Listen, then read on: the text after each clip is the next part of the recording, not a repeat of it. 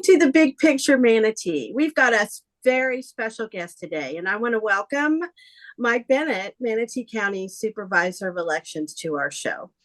I'm Sherry Courier with a lot of years of experience in local government at the top level. I'm here with the other colleagues of ours for the Big Picture Manatee.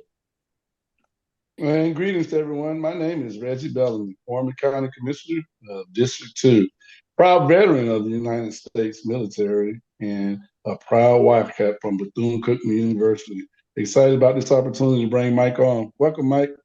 Thank you, my friend. I appreciate it. And I'm Misty Servia, also a former commissioner that served with Reggie. I have 30 plus years experience as an urban planner in the region, and I'm really happy to be here. I guess I should say I'm a FSU Seminole, just to get that out there, right, Reggie? Welcome, Mike. Thank you for being here. Happy to be here. As we get started, we just want to remind our viewers that the views expressed here are our own and not reflective of the Big Picture Manatee as a whole. So welcome, Mike. As Manatee County Supervisor of Elections, you're a lot more than that to us. So we wanted to spend some time with you today to get your tremendous background in some of these questions that our citizens have. So I'm going to turn it over to Reggie. He's got some interesting things to ask. Go for it. Hey, so jumping right in, as a supervisor of elections, what do you think of the use of political committees and dark money in elections, as well as a former lawmaker? Is there anything you'd like to see changed in the laws that regulate elections? I'd like to find a way that they could regulate and investigate the, quote, dark money. There's always a fine, thin line of the PAC, okay, which everybody's checks that they wrote are out in the open. You can see them and the rest of it. The problem with the dark money is it gets transferred from this organization to that organization, the other organization. And so consequently, by the time the election is over, it's too hard to figure out, was that really an honest contribution? Were they just trying to buy the thing? And so there should be a better way to look at it. I wished I knew what that was, because I would make a suggestion, but it's been around for too long. But the whole idea, unfortunately, there's no way for a politician, if you will, to get elected without outside sources. The $50 contributions, the $25 contributions, they're wonderful, but that doesn't pay for TV time. That doesn't pay for an ad in the Sarasota paper or the Manatee paper. And it's really interesting because oftentimes I've seen media be very, very critical of the PACs, very, very critical of the dark money, and yet I've never seen them to volunteer, if you will, a discounted rate for political ads. I've never seen them say, this race is so important, we're going to contribute time and we're going to tell you about all of these. It just doesn't happen. And since there's no way to control the cost of those things, if you get into a larger race, even county commission races now, city commission races now, unless you've got $100,000, you really can't play. Look at the cost of postage when you're talking about, when I first started out, it was still a 15, 20 cent issue on mailing a ballot or mailing an ad. Not anymore. You got to figure it's going to be over $1 a pop for everyone that you mail out. You got a couple of 100,000 voters in Manatee County, and say 100,000 of them are going to be on your particular political party that you want to go. That's $100,000 problem. So I don't know where you're going to come up with to solve that, Reggie, but I'm with you. I understand it. I just don't know how to play it. Yeah, I really appreciate hearing from you on that, Mike. So let me switch gears to the primary system. Other states have open primaries. And do you see a time when Florida may move to an open primary? In my opinion, I think it encourages more participation, and it also leads candidates to take more moderate positions. What do you think about that? It's interesting. I'll answer it in two ways. As far as the candidates taking more moderate positions, probably not going to happen. And the reason it's not going to happen is because the two big parties control it all. They've pretty much got it set up because of our closed primary system in Florida. Do I think it's going to happen? Absolutely, I think it's going to happen. Right now, I think in Manatee County, we're about 32% of everybody who's registered are MPAs or no political party, independents, you can call them whatever you want, but they're not affiliated with either of the big two. As that group continues to grow, eventually, they're going to drive it through and get it on the ballot.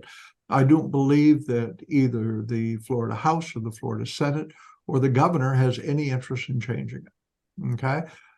However, I think the people have a lot of interest in changing it, and they are going to be pushing it. You even look at something as simple as ranked choice voting. If you remember 2 years ago, the governor actually got legislation through that there would not be any ranked choice voting. Okay. I have a problem with that.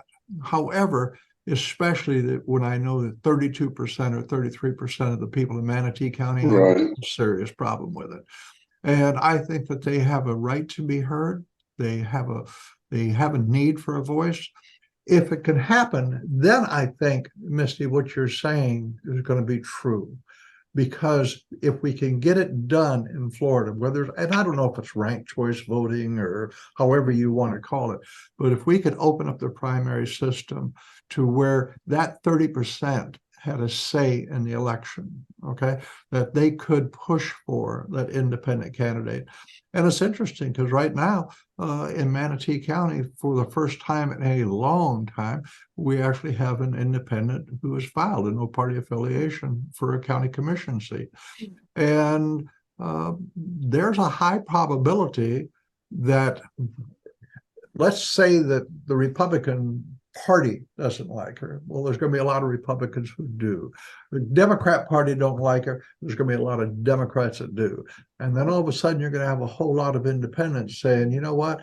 I don't like either one of those parties. That's the reason I switched. I'm going to vote for the independent.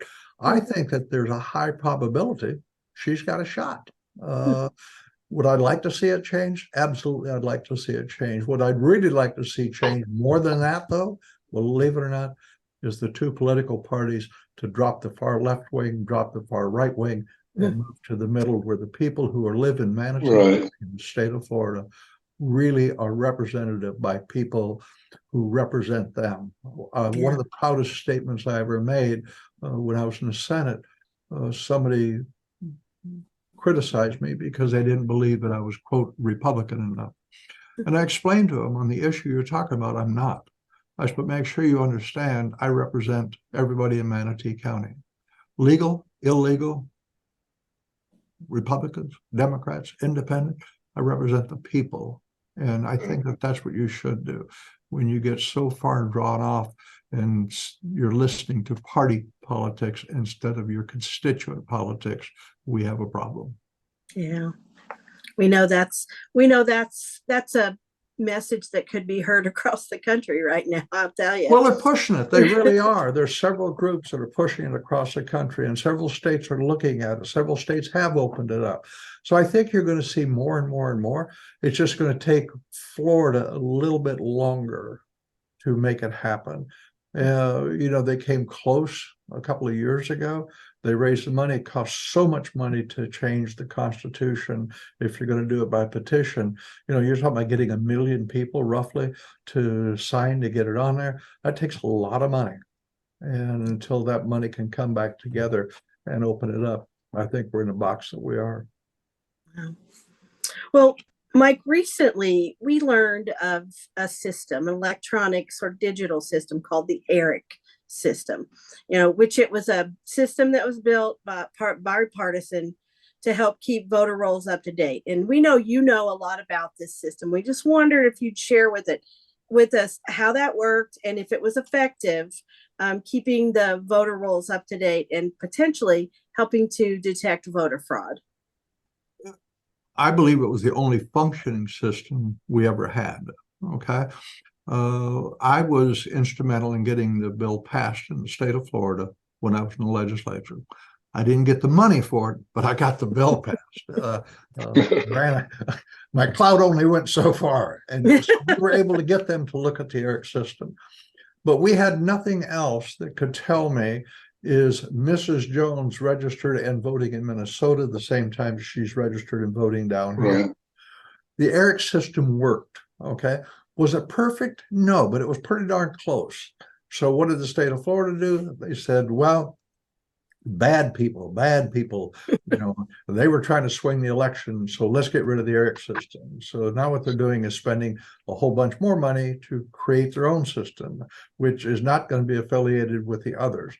We have a problem in our country of the confusion of people. And I will guarantee you that 95% of the people that are going to be listening to this broadcast, most of them moved here from a different area.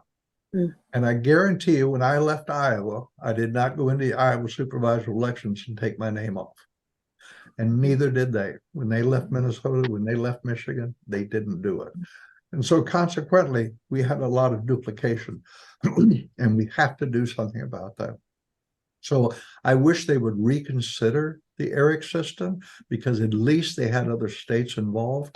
But that was a very bad example of the heat of the passion of the Republican Party at that time. Said, this was funded by George Soros, therefore it's got to be bad because a Democrat funded it. Oh my God, the end of the world was going to come. Let's get rid of this system. And it worked. And was it perfect? No, we got a long way to go on it, but it was getting there as more and more states were feeding in.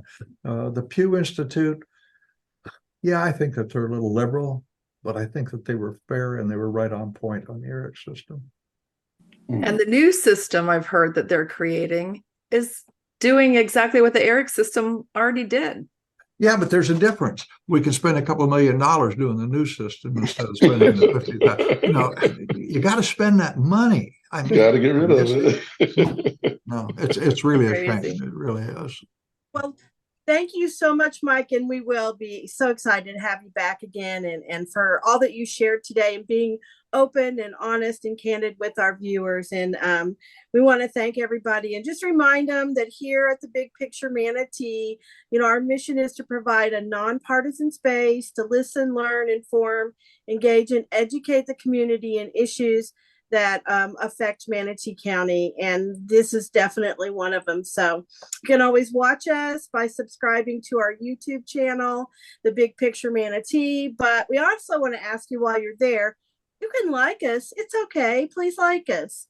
And then you can subscribe there. You can find us on Facebook at The Big Picture Manatee and at our webpage, thebigpicturemanatee.com. So thank you so much. Really appreciate your time, Mike. It's a pleasure seeing you and for all that you've done for our community, for everyone. Thank you. You all have a wonderful, wonderful day. Thanks for the invite. Looking forward to seeing you again. Thank you, Mike. Thank you. Awesome job. Thank you. Bye-bye. Bye-bye.